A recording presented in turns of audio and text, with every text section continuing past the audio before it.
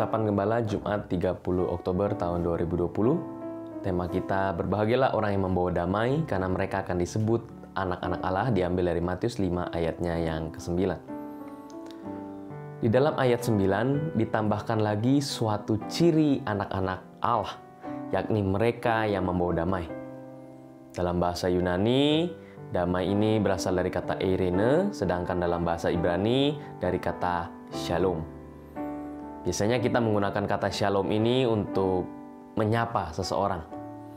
Berarti pada saat kita menyapa orang tersebut dengan kata shalom, kita menginginkan adanya kebaikan untuk sesama kita.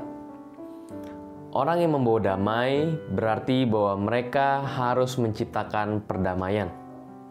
Di tengah dunia di mana banyak perselisihan, maka tugas pengikut Kristus adalah menciptakan perdamaian, bukan menciptakan permasalahan.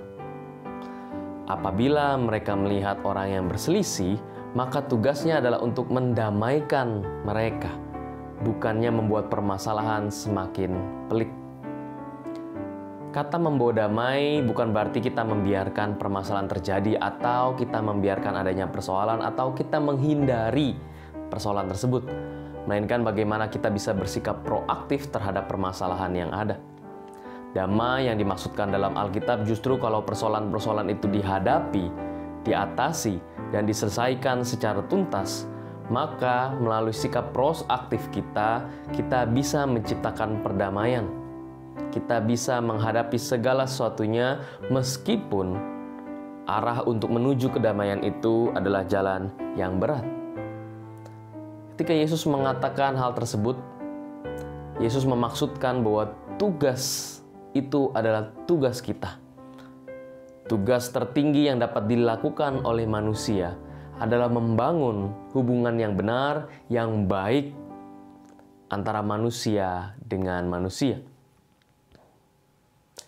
Kata anak-anak Allah ini, kalau kita bingung, loh kok kalau kita membawa damai kita akan jadi anak-anak Allah, maksudnya apa? Kata-kata ini kita harus mengerti dulu pemikiran pola pikir orang Yahudi.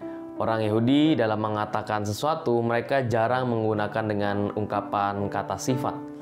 Misalkan orang yang penuh kedamaian, maka mereka akan tinggal berkata anak-anak perdamaian. Atau contoh Barnabas yang disebut anak hiburan. Padahal maksudnya adalah orang yang menghibur atau orang yang memberikan rasa sukacita. Demikian juga dengan kata anak-anak Allah.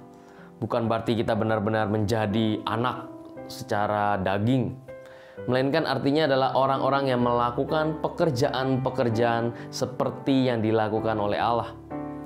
Ini berarti orang yang membawa damai adalah mereka yang melibatkan diri dalam pekerjaan yang dilakukan Allah, yaitu perdamaian itu sendiri.